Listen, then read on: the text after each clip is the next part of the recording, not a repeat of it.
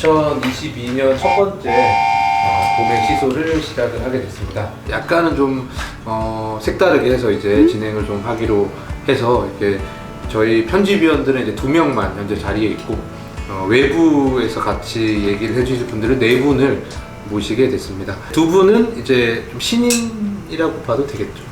신인이죠. 네, 신인 젊은 평론가 2분을 일단 모셨습니다. 네, 박수로 한번 네, 안녕하세요. 저는 2021년부터 문학평론을 쓰고 있는 신인 젊은 평론가 전승민이라고 합니다. 반갑습니다. 네, 안녕하세요. 저도 마찬가지로 2021년부터 평론을 쓰고 있는 아마 여기서 가장 젊고 어린 생생한 평론가 진기환이라고 합니다. 나이는 안 따져본 것 같은데.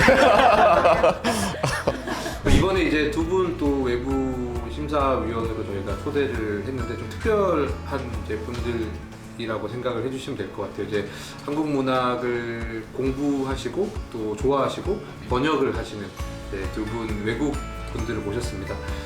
네, 안녕하세요. 저는 세스 챈들러라고 합니다. 저는 현대시 전공으로 석사 과정을 졸업했고 문학 번역도 약속한 중생대 국장님과 공부했습니다.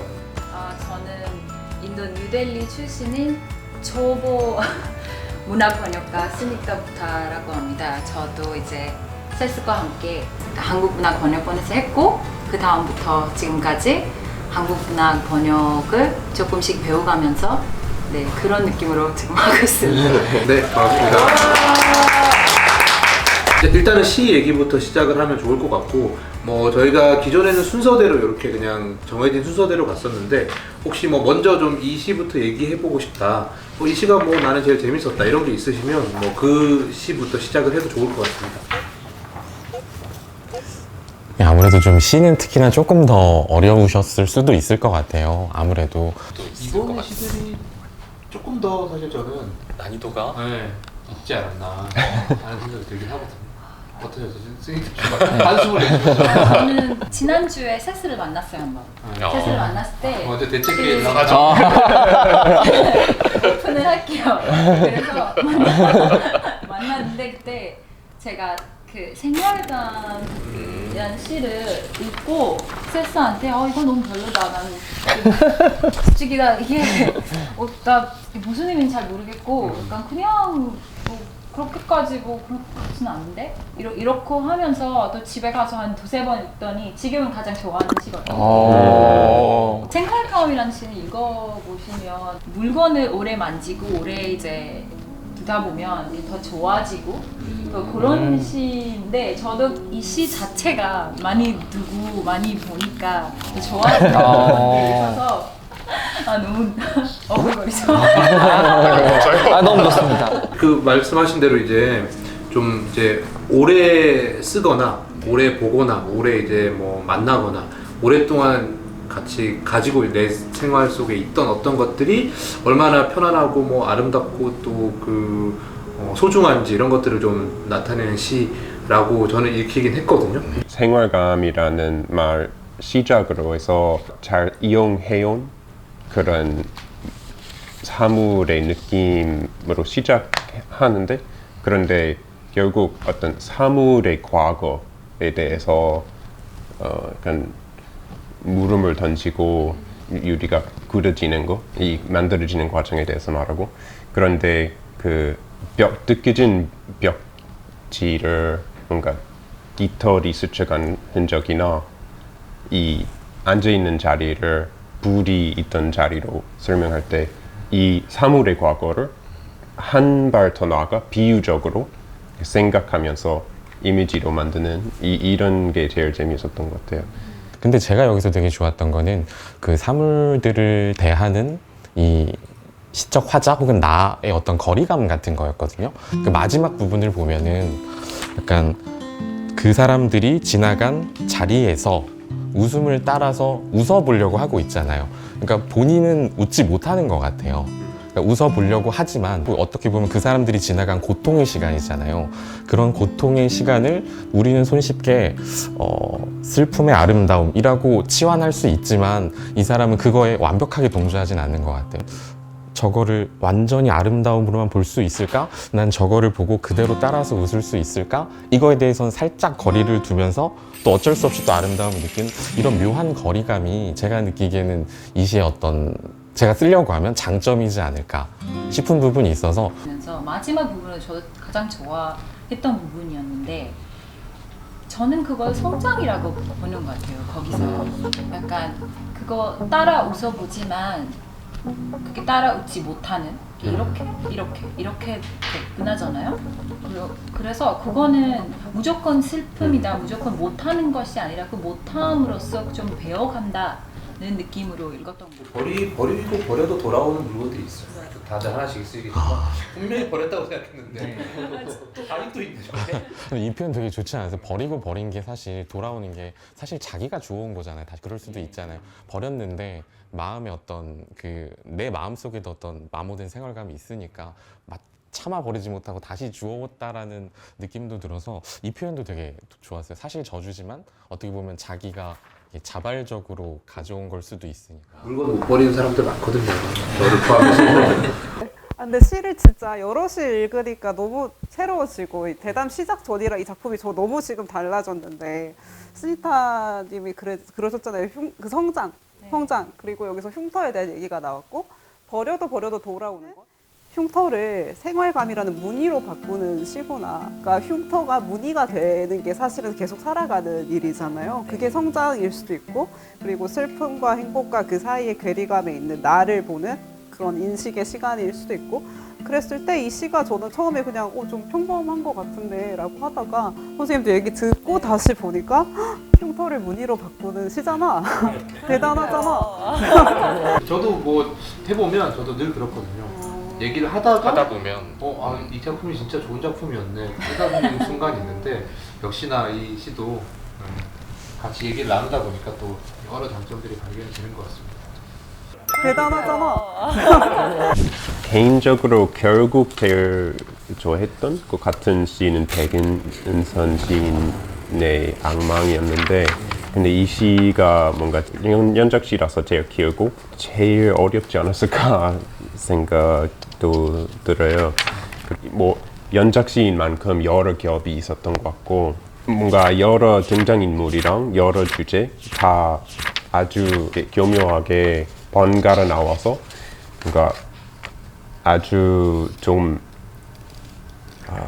그냥 제가 좋아하는 분위기였는데 형식적으로 좀 시도가 있는 거죠. 그러니까 그냥 큰 제목에 이제 악망이라는 제목이 있고 거기에 이제 시가 시작이 되는데 그 이후로 이제 작은 소제목을 단 시들이 이제 계속해서 나오는 방식으로 시가 쓰여지다 보니까 여러 겹을 가지고 이야기할 수 있는 것 같고 지옥 이제 그리고 이제 기도하거나 또 뭔가 희망하는 어떤 모습 이런 것들이 이제 좀 이렇게 정경화가 되는 것 같은데 살짝 꿈 같은 느낌이 들지 않았어요? 맞아요.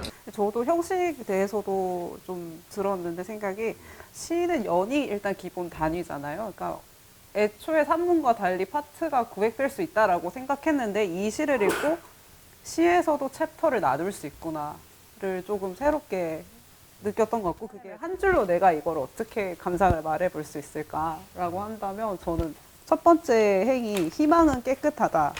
한 번도 살아본 적 없는 것처럼 이라는 말이 있어요. 근데 저는 여기에서 이 시는 이 깨끗하고 표백된 희망에다가 살과 피를 주려고 했던 건 아닐까?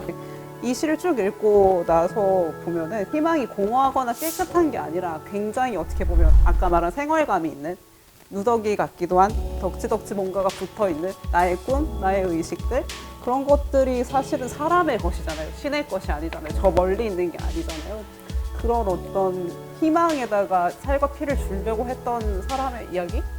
그런 것 같더라고요. 그래서 되게 신선했어요. 희망을 정말 절박하게 간직하려고 하는 느낌이 있는 것 같아요. 뭔가 일단 희망에 피와 살을 붙이려는 그런 의도는 아주 쉽게 말하자면 희망을 아예 의인화한 부분이 많잖아요. 그래서 네, 뭔가 글자 그대로 비와 살을 붙였다는 얘기를 할 수 있을 것 같아요. 희망이라는 주제 자체가 얼마나 약간 초라한지에 대한 인식을 하면서도 뭔가 이 희망을 놓치지 않겠다고 아주 안간힘을 하는 것 같은 느낌이 있어요. 신과 신은 마주보는 거울이다라는 대목이 너무 마음에 들었어요. 이게 저는 엘리베이터가 연상이 됐는데 거울이 양쪽으로 있으면 바라보면은 굉장히 좀 무서운 이미지가 떠오르잖아요. 그 어린애들이 공포스러워하는 이미지.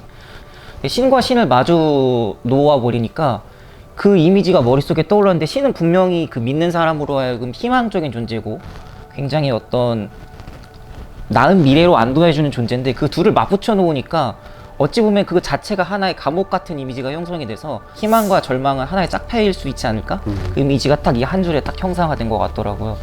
신이라는 감옥이 연상된다는 점에서 저는 내가 사는 삶이야말로 정말 이런 삶이 아닐까?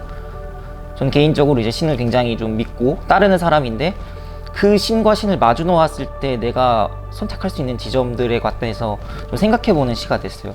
그 할머니 이야기가 이제 할머니의 유년기 얘기만 나오잖아요. 근데 이제 이 화자는 할머니라고 지칭하니까 할머니의 삶은 꽤 오래 이제 이어졌던 것 같은데 그 이후에 어떤 일이 있었는지는 이제 시인이 이제 읽는 그 독자들한테 맡겨놓은 것 같아요. 그러니까 그런 상황에서 이제 신이나 지옥이나 희망이나 이런 것들과 이 할머니의 유년기를 통한 어떤 삶을 연결시켜서 한번 해석을 해보시라는 거하고 저는 뭐 여러 가지 생각을 하긴 했거든요. 할머니가 어떤 삶을 살았을까, 어떤 형태로든 굉장히 어떤 그 폭력적인 어떤 세계 속에서 한 생을 살아가셨겠구나 하는 생각이 드니까 좀 오히려 더 풍부하게 이렇게 폭넓게 읽히는 부분이 아니었던가 하는 생각이 듭니다. 그 할머니 얘기를 어떻게 하면 좀 재밌게 읽을 수 있을까? 이 시에서 신의 모습을 할머니의 얘기라고 구체적으로 그렇게 나레이트 된 걸로 읽으면 좀 되게 재밌겠다 이런 생각이 들었거든요.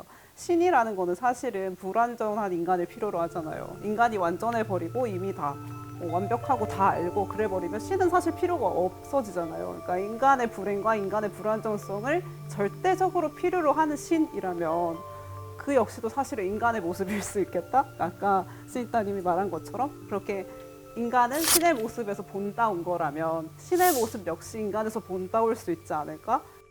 희망 같은 것들이 있던 뭐 루카치의 말을 빌리자면 총체성 같은 것들이 있던 시기에 신과 지금 이 폭력이 가시화된 뭐 여기에선 이제 할머니의 삶으로 드러나는 시기의 신과는 뭐 다른 이미지니까 그런 개념들을 빌려와서 이 시를 한번 좋게 해봐도 재밌지 않을까라는 생각을 전 개인적으로 해봤습니다. 그런 의미에서 다양하게 읽을 수 있어서 저의 베스트 픽은 시에서는 요 시였습니다. 악마. 아직 2개 안 했는데. 미리 밝히도록 하겠습니다. 예. 이야기하다 보면 생각이 달라지실 수도. 생각이 마지막까지 확신하시면 안 돼요. 다음 얘기하시다가 그러면 제가 뭐 뽑았는지 이따가 맞춰보십시오. 생각이 바뀌었을 수도 있으니까.